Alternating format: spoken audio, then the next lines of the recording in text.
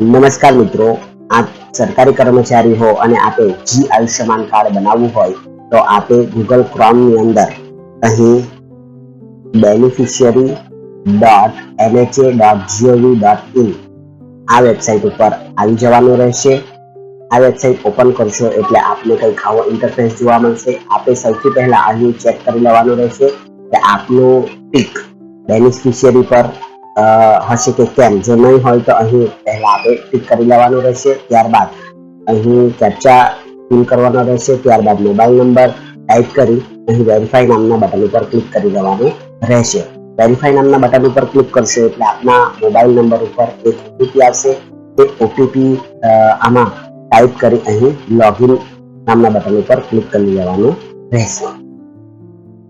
મિત્રો, આપ જેવું અહીં લોગિન કરશો એટલે સૌથી પહેલા આપને અહીં પીએમજેવાય સિલેક્ટ જ આવશે। ત્યારબાદ આપણે આપનું સ્ટેટ સિલેક્ટ કરી લેવાનું રહેશે। ત્યારબાદ સબ સ્કીમની અંદર જો આપ રિટાયર હો તો અહીં પેન્શનર સિલેક્ટ કરવાનું રહેશે અને આપની નોકરી ચાલુ હોય તો આપણે રેગ્યુલર એમ્પ્લોયી સિલેક્ટ કરવાનું રહેશે। ત્યારબાદ આપણે આપનું ડિસ્ટ્રિક્ટ જિલ્લો સિલેક્ટ કરવાનો રહેશે અને સર્ચ બાય ઓપ્શનની અંદર HRPN નંબર એ આપણે એના ઉપર ક્લિક કરવાનું રહેશે। અહીં HRPN નંબર આપણે ટાઈપ કરવાનો રહેશે। ત્યારબાદ અહીં કેપ્ચા કોડ ટાઈપ કરી અહીં સર્ચ બટન ઉપર ક્લિક કરવાનું રહેશે। મિત્રો, HRPN નંબર આપ ક્યાંથી મેળવશો તો HRPN નંબર આપને આપની કર્મયોગી જે વેબસાઇટ છે કર્મયોગીમાં આપના ડેટા ભરેલા હોય તો એ કર્મયોગી એપનો જે HRPN નંબર આવે છે એ HRPN નંબર આપણે અહીં ટાઈપ કરવાનો રહેશે। મિત્રો, અહીં મેં બધું ટાઈપ કરી લીધું છે અને અહીં સર્ચના બટન ઉપર ક્લિક કરું છું તો મિત્રો આપને અહીં આપની પૂરી ડિટેલ અહીં જોવા મળશે। તો આ જે ડિટેલ્સ આપને આપી છે તેમાં આપનું નામ આપના ફેમિલી મેમ્બરના નામ હશે। મિત્રો, અહીં જે એક્શન જે સ્ટેટસ છે આપના જી કાર્ડનું તે અહીં શો કરશે। તો અહીં કેટલાક સિમ્બોલ આપેલા છે તો અહીં જો આ સિમ્બોલ છે એનો મતલબ એ થાય છે કે આપનું કેવાયસી અહીંથી બાકી છે તો આપણે અહીંથી આપનું કેવાયસી કરી લેવાનું રહેશે। તો હું અહીં પહેલા ઓપ્શન ઉપર ક્લિક કરું છું તો અહીં આપણે આપનો આધાર કાર્ડ નંબર ટાઈપ કરવાનો છે। ત્યારબાદ એને વેરીફાઈ બટન ઉપર ક્લિક કરવાનું રહેશે। તો આધાર કાર્ડમાં જે મોબાઈલ નંબર મેન્શન હશે તો તે મોબાઈલ નંબર પર ઓટીપી આવશે તે આપણે અહીં એન્ટર કરવાનો રહેશે। ત્યારબાદ ઓથેન્ટિકેટ પર ક્લિક કરી આપની જે કેવાયસી છે તે કમ્પ્લીટ કરવાની રહેશે। મિત્રો, જેવું અહીંથી આપ કેવાયસી કરશો એટલે અહીં આપને ડાઉનલોડ કાર્ડ એવી સિમ્બોલ અહીં આવી જશે। આપ અહીંથી આપનો જી કાર્ડ એટલે કે જી આયુષ્યમાન કાર્ડ આપ અહીંથી ડાઉનલોડ કરી શકશો। મિત્રો, ઘણા મિત્રોને એવો પણ પ્રશ્ન હોય છે કે અહીં સરકારી કર્મચારીઓના ફેમિલી મેમ્બરને કેવી રીતે એડ કરવું તો એ પ્રશ્નનું સોલ્યુશન પણ આપને અહીં મળશે। તો સરકારી કર્મચારીઓના ફેમિલી મેમ્બરને અહીં એડ કરવા માટે આપે અહીં કર્મયોગી પોર્ટલ ઉપર આવી જવાનું રહેશે। ત્યારબાદ આપને HRPN નંબર અને એનો પાસવર્ડ મળ્યો હશે તો એ ટાઈપ કરી અહીં કેપ્ચા ટાઈપ કરી અહીં ઓટીપી ઉપર ક્લિક કરવાનું રહેશે। અહીં સેન્ડ ઓટીપી કરશો એટલે આપની માહિતી જો કર્મયોગી પોર્ટલ ઉપર ઉપલબ્ધ હશે તો આપના મોબાઈલ ઉપર ઓટીપી આવશે તો એ ઓટીપી અહીં ટાઈપ કરી આપણે લોગિન બટન ઉપર ક્લિક કરી દેવાનું રહેશે।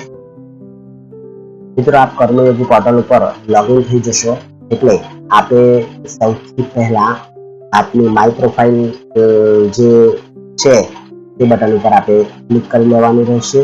તેના ઉપર તમે ક્લિક કરશો એટલે એક નવું પેજ ઓપન થશે।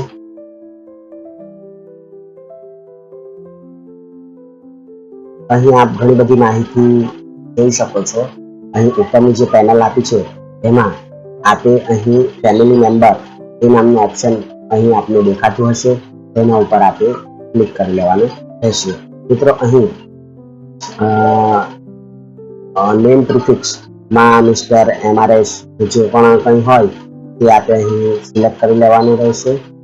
ત્યારબાદ first name, middle name, last name, date of birth એ ટાઈપ કરી. પ્લેસ ઓફ બર્થ મેન્ડેટરી નથી અને નેમ ઓફ બર્થ એ પણ મેન્ડેટરી નથી, એટલે એ ન ભરશો તો ચાલશે. અહીં મેલ, ફિમેલ અને ટ્રાન્સજેન્ડર હોય તે ભરી લેવાનું રહેશે.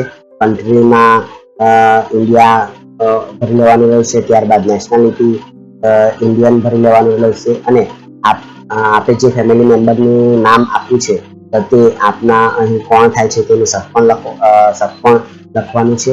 ત્યારબાદ